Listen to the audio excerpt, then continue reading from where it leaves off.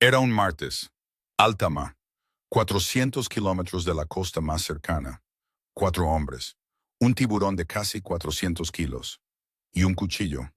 Trabajo normal, rutina de siempre. Hasta que abrieron el estómago. Lo que encontraron adentro no debería estar ahí. No hay forma de explicarlo fácilmente. No hay forma de verlo sin que algo dentro de ti cambie. El Océano Pacífico no te avisa, no manda señales, no negocia, no tiene compasión, tiene reglas propias, escritas en millones de años de historia, y los hombres que trabajan en él lo saben desde el primer día. Lo aprenden a golpes. Rodrigo Salinas tiene 53 años. Nació en Manzanillo, México. Su padre fue pescador. Su abuelo también. Hay fotos en blanco y negro en su casa donde se ve a su bisabuelo con redes en las manos y el mismo gesto cansado, ese gesto que solo tienen los hombres que han visto el mar de verdad. Rodrigo no es un hombre de muchas palabras. Los pescadores de alta mar generalmente no lo son. Hablan cuando es necesario.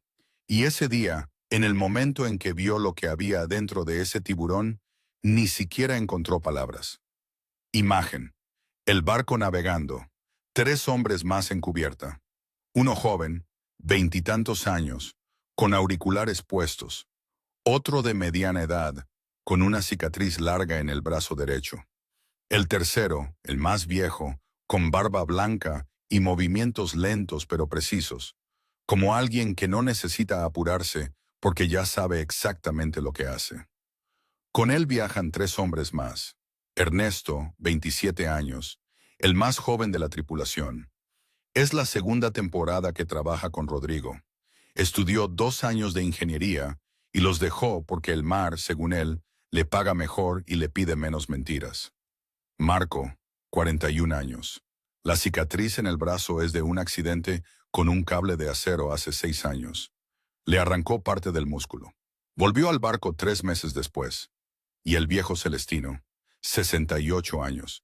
Dice que esta va a ser su última temporada. Lo dice desde hace 10 años. Ese martes habían salido antes del amanecer, como siempre. Las coordenadas marcaban una zona donde semanas atrás habían encontrado cardúmenes grandes. El clima era bueno. El mar, calmo. Era el tipo de día que los pescadores llaman día de trabajo limpio. Sin sorpresas, o eso creían. A las 10:43 de la mañana, cuando empezaron a recoger la red principal, notaron que algo había quedado atrapado que no era pez. El peso era diferente, el movimiento era diferente.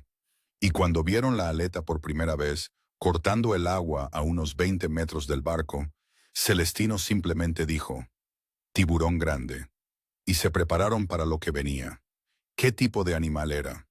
Tamaño, historia, poder. El tiburón que terminó en la red de Rodrigo esa mañana era un Carcharhinus obscurus. En español, tiburón arenero o tiburón de aguas profundas. No es el tiburón blanco que aparece en las películas. No tiene esa mandíbula exagerada, esa fama de monstruo diseñado para el miedo. Pero tiene algo quizás más inquietante. La eficiencia. Carcharhinus obscurus. Longitud máxima registrada. 4,2 metros. Peso máximo documentado, 347 kilos. Velocidad en persecución, hasta 56 kilómetros por hora. Rango de migración, hasta 3.800 kilómetros por temporada. Profundidad máxima documentada, 400 metros. El ejemplar que ese día quedó atrapado medía 3 metros 80 centímetros. Pesaba, según la estimación de Rodrigo, un hombre que ha visto cientos de tiburones, entre 380 y 400 kilos. Estaba vivo cuando llegó a la superficie. Un tiburón de ese tamaño no muere fácil. No en tierra, no en el agua. Tienen un sistema nervioso construido para sobrevivir daños que matarían a cualquier otro animal en segundos. Pueden funcionar con parte del cerebro dañado. Pueden nadar durante horas con heridas que serían mortales para cualquier mamífero. Son, en términos evolutivos, casi perfectos. Llevan 450 millones de años en este planeta. Para ponerlo en perspectiva, cuando los tiburones ya nadaban en este océano, los dinosaurios todavía no existían. Y ahora este animal, viejo como el tiempo, Estaba en la cubierta del barco de Rodrigo, muerto finalmente, después de casi 20 minutos. Lo que vino después es lo que ninguno de los 4 hombres esperaba. Lo que ninguno ha olvidado. ¿Por qué lo abrieron? La rutina, el momento exacto. Abrir un tiburón en cubierta no es un espectáculo. Es trabajo. Trabajo sucio, físico, que requiere cuchillos específicos, técnica y un estómago que no todo el mundo tiene.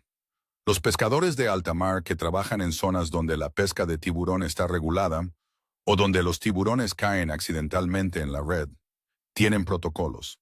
Algunos los devuelven al mar si están vivos. Otros, si el animal ya no tiene posibilidad de sobrevivir, lo procesan. Cuando un tiburón cae en la red y sobrevive, siempre intentamos soltarlo. No queremos problemas, no queremos multas, no es nuestra pesca, objetivo, pero este venía dañado desde antes. Tenía marcas en el flanco derecho, profundas, no de nuestra red, marcas antiguas, y cuando llegó a cubierta, ya no había nada que hacer. Celestino dijo, lo procesamos. Y así fue. Era la 11:20 de la mañana.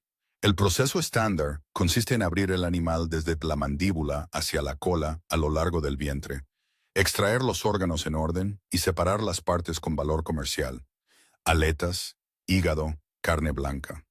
Es un proceso que Rodrigo ha hecho decenas de veces. Celestino, cientos. Todo iba normal, hasta el estómago. El estómago de un tiburón grande es un órgano impresionante. Puede expandirse para contener cantidades extraordinarias de alimento. Los tiburones son comedores de oportunidad. Cuando encuentran alimento, comen todo lo que pueden, porque no saben cuándo volverán a comer. Los contenidos estomacales de los tiburones han fascinado y perturbado a los investigadores durante décadas. Se han encontrado peces enteros, tortugas marinas, fragmentos de otros tiburones. Se han encontrado objetos de todo tipo, botellas de plástico, latas, cuerdas, zapatos. En 1935, en un acuario de Sydney, Australia, un tiburón tigre vomitó un brazo humano tatuado. Ese brazo llevó a una investigación criminal y al descubrimiento de un asesinato. Lo que Rodrigo y su tripulación encontraron ese martes en el estómago de su tiburón era distinto. Era algo que no encajaba en ninguna categoría conocida para ellos. Y eso es lo que hace que esta historia sea diferente. El momento exacto. Descripción detallada. Reacciones.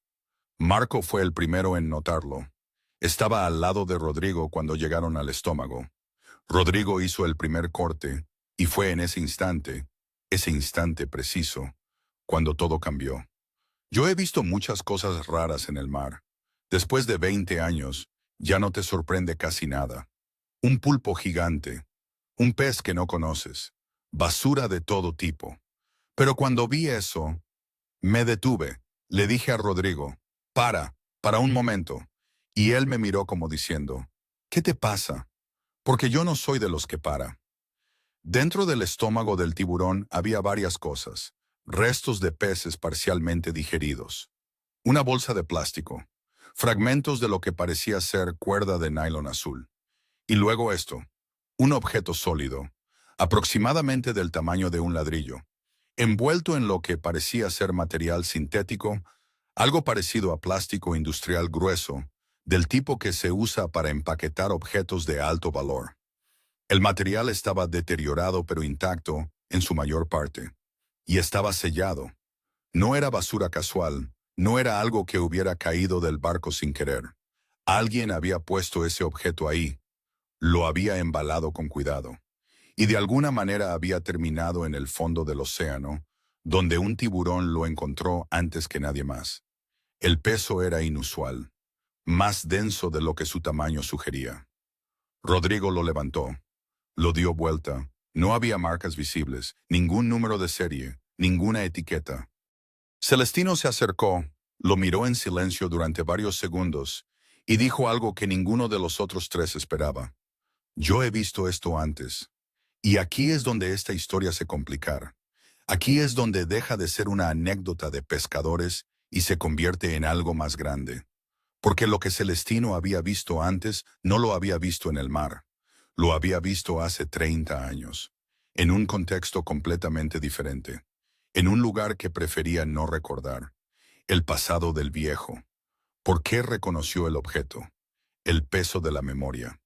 Celestino Vázquez tiene 68 años y ha pasado más de 40 de ellos en el mar. Pero antes del mar, antes de las redes, los tiburones, las madrugadas con café malo y horizonte infinito, Celestino tuvo otra vida, una que no cuenta fácilmente. En los años 80 yo trabajaba en los puertos del Pacífico Sur, México, Guatemala, Ecuador, cargando y descargando, haciendo lo que me pagaran por hacer. No era pesca, era otra cosa. Había hombres que usaban los barcos para mover mercancía que no debía moverse. Todos lo sabíamos. Nadie preguntaba. Yo era joven. Necesitaba el dinero. Una vez, en Tumaco, Colombia, el puerto de Tumaco, vi cómo empacaban ciertos objetos, ciertos paquetes, con ese mismo material, ese plástico industrial, muy grueso, sellado con calor. No con cinta, sellado de verdad, hermético.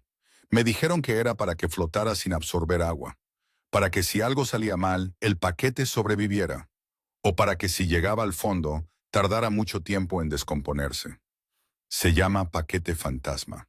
Paquete fantasma, término usado en el tráfico marítimo ilegal para referirse a cargamentos sellados herméticamente y lanzados al mar desde embarcaciones, coordinados por GPS para ser recuperados en otro punto por otra embarcación.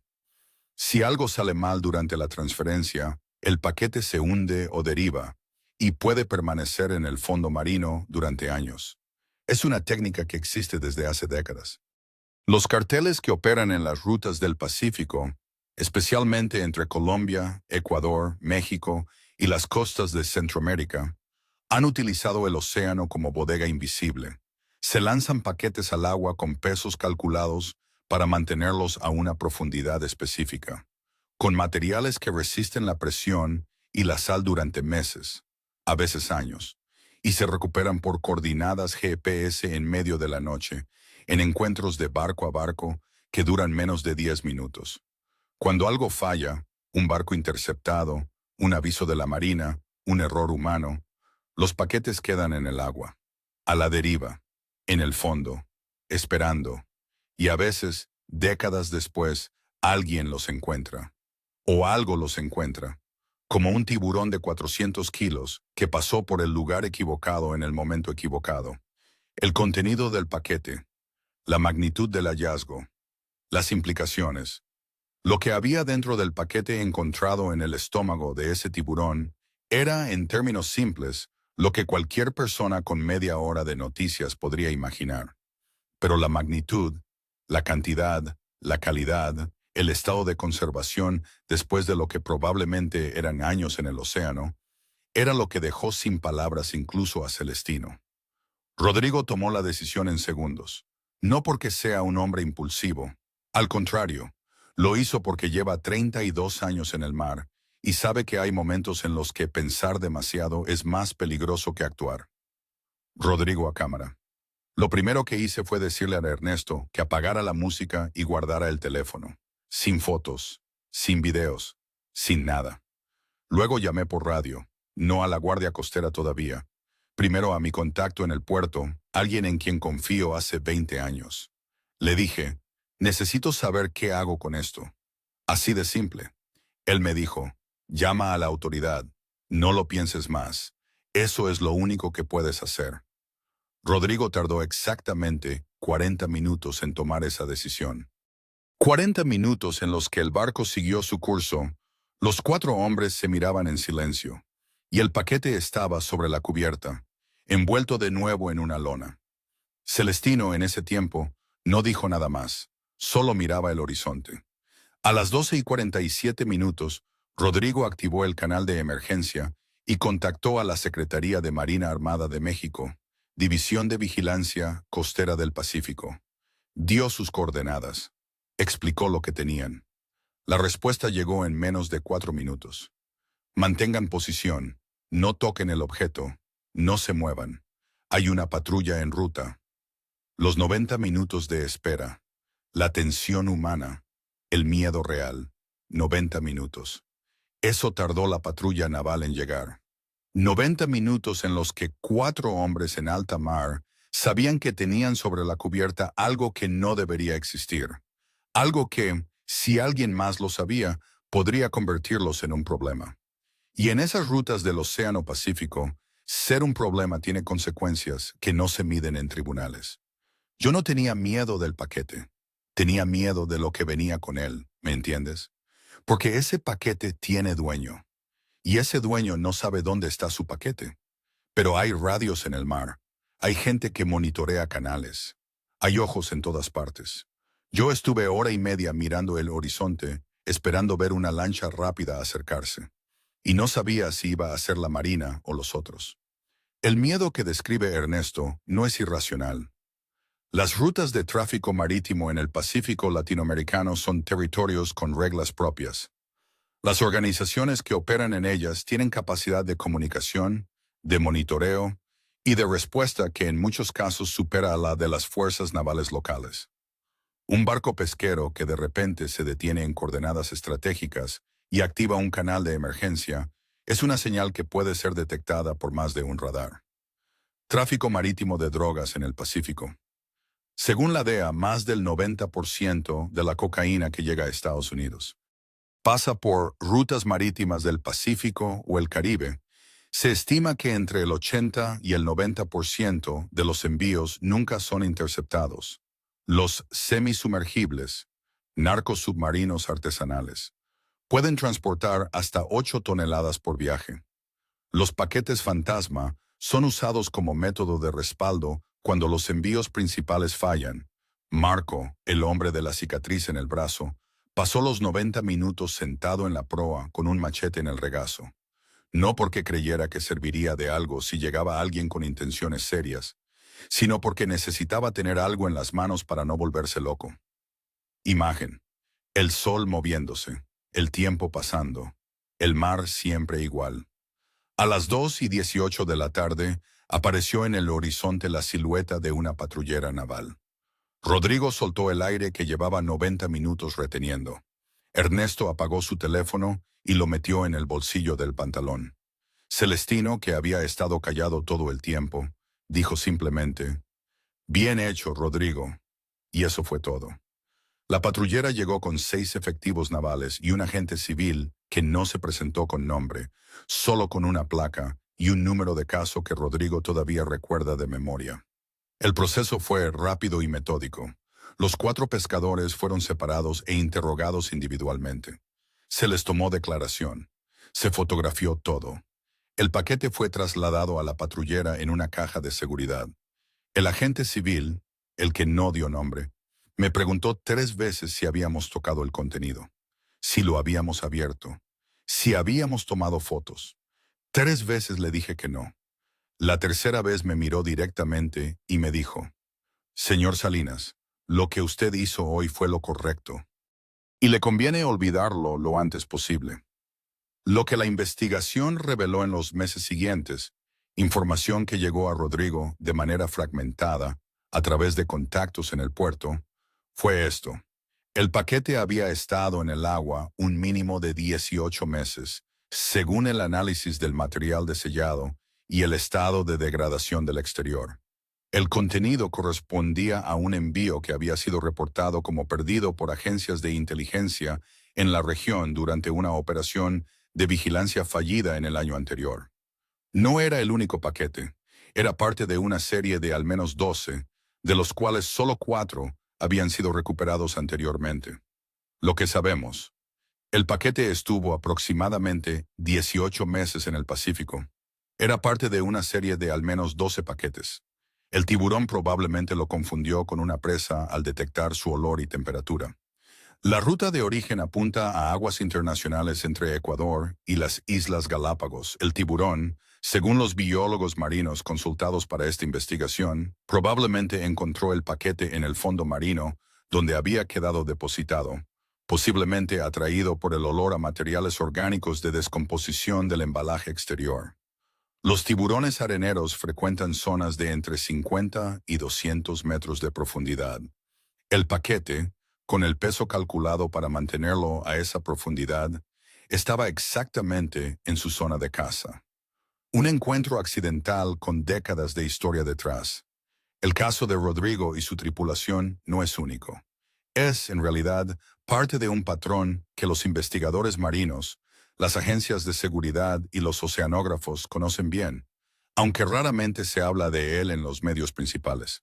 El océano es el archivo más grande del mundo, y lo que guarda ahí abajo es, en muchos sentidos, el registro más honesto de lo que la humanidad ha hecho en los últimos 100 años. En 2019, en la costa de Portugal, pescadores de arrastre sacaron una red con 22 kilos de cocaína prensada en bloques sellados con el mismo tipo de material que describe Celestino. El paquete tenía marcas de haber estado sumergido durante al menos un año. En 2021, frente a las costas de Irlanda del Norte, apareció a la deriva una boya con 6 kilos de heroína atada en su base, sellada en bolsas quirúrgicas dobles. En 2022, en Indonesia, un pescador encontró flotando un contenedor hermético con casi 3 millones de dólares en billetes de 100, dentro de bolsas de vacío perfectamente preservados. Ese hombre lo reportó a las autoridades. Nunca más supo nada del caso. Pero los hallazgos no son solo de tráfico ilegal. El océano guarda más. En 1991, un submarino nuclear soviético hundido, el Komsomolets, liberó en el fondo del mar de Noruega cantidades detectables de plutonio que siguen siendo monitoreadas hoy. En 2001, cuando las Torres Gemelas cayeron, fragmentos del desastre llegaron al Océano Atlántico y fueron encontrados en playas europeas meses después. En el Pacífico hay una zona llamada el Gran Parche de Basura, una acumulación de plástico del tamaño de 2 veces Francia que flota en una zona de baja corriente, con décadas de historia de consumo humano conservada dentro. El océano no juzga lo que recibe, lo guarda, lo transforma lentamente, y a veces, décadas después, lo devuelve, a veces en las manos de un pescador, a veces en el estómago de un tiburón. 4 hombres salieron ese martes en un barco pesquero con un plan simple. Volvieron con algo que ninguno de los 4 había pedido tener. Rodrigo a cámara, más relajado ahora, como alguien que habla desde la distancia segura del tiempo. Mi mujer me preguntó esa noche si estaba bien. Le dije que sí. Me preguntó si iba a volver a salir. Le dije que sí. Y es verdad, volví a salir. Sigo saliendo, el mar es el mar, no cambia porque tú hayas tenido un mal día o un día raro. Pero sí pienso más en lo que hay abajo, en lo que no veo. El mar siempre me había parecido grande. Ahora me parece más grande todavía. Ernesto siguió trabajando con Rodrigo esa temporada. Al año siguiente, consiguió su propia embarcación menor y trabaja en aguas más costeras. Dice que le gustan los mares menos profundos. Marco no habla del tema con nadie fuera del barco. Cuando alguien le pregunta, dice que fue una cosa rara que pasó una vez y cambia el tema. Celestino Vázquez terminó esa temporada como había dicho que haría. Volvió a su ciudad natal en el estado de Guerrero. Lleva 1 año y medio en tierra. Cuando le preguntamos si extrañaba el mar, tardó en responder. Extraño el mar siempre, pero hay cosas que el mar te dice cuando llevas suficiente tiempo en él. Te dice que ahí abajo hay más historia que en cualquier libro, más secretos que en cualquier ciudad. El mar recuerda todo, y a veces te lo muestra. Ese día nos mostró algo. No sé si fue una advertencia o solo fue casualidad. En el mar a veces no hay diferencia entre las dos cosas. Mientras ves esto, en este momento, hay miles de embarcaciones en el Océano Pacífico, cargueros con contenedores de productos legales, barcos de pasajeros, patrullas navales, submarinos. Y también, en algún punto de esas aguas inmensas, hay embarcaciones que no aparecen en ningún registro oficial, que navegan sin AIS, el sistema de identificación automática que usan todos los barcos comerciales, que se mueven de noche, que se detienen en coordenadas que no están en ningún mapa público. La UNODC estima que se trafican entre 1,000 y 1,500 toneladas de cocaína por año por rutas marítimas. El valor estimado de esas cargas supera los 30,000 millones de dólares anuales. Se estima que menos del 10% es interceptado. En los últimos 5 años, 47 paquetes fantasma Han sido encontrados de manera accidental por pescadores en el Pacífico latinoamericano, según registros disponibles. El número real, según analistas, es entre 5 y 10 veces mayor, ya que la mayoría no se reporta. El caso de Rodrigo Salinas y su tripulación terminó en el sistema oficial como un caso cerrado. La investigación fue trasladada a una unidad federal. Los pescadores no fueron llamados a declarar de nuevo. Nadie les informó sobre el resultado del caso. Solo recibieron, 6 semanas después, un documento oficial que certificaba que habían cooperado con las autoridades y que no había cargos contra ninguno de ellos. Un papel. Eso fue todo. Pero hay algo en esta historia que va más allá del crimen, más allá del tráfico, más allá de los protocolos y los documentos oficiales. Hay algo en la imagen de ese tiburón, un animal de 400 millones de años de historia evolutiva, con el estómago lleno de los secretos del mundo moderno, que dice algo sobre dónde estamos como civilización, sobre lo que escondemos, sobre dónde lo escondemos, sobre lo que creemos que el mar puede guardar para siempre. El océano tiene una capacidad de absorción que ningún ser humano puede igualar, pero también tiene memoria, y a veces elige, de maneras que no entendemos completamente, mostrarnos lo que decidimos olvidar. Rodrigo Salinas saldrá de nuevo al mar la próxima semana, como siempre, como lo ha hecho durante 32 años. Llevará su tripulación, sus redes, su café malo y su horizonte. Y en algún momento de esa semana, cuando las redes bajen a 50, 100, 200 metros de profundidad, pensará, aunque trate de no hacerlo, en lo que hay ahí abajo, en lo que espera, en lo que el mar guarda, porque el océano cubre el 71% de este planeta. Y de ese 71%, los seres humanos hemos explorado menos del 20%. Lo que queda está ahí, quieto, oscuro, esperando. Y a veces, cuando menos lo esperan, 4 hombres en un barco pequeño abren un tiburón en cubierta y el océano les muestra, por un segundo, lo que guarda. Lo que tú harías en ese momento, lo que cualquiera haría, es una pregunta que tal vez no tiene una respuesta fácil, pero es una pregunta que vale la pena hacerse.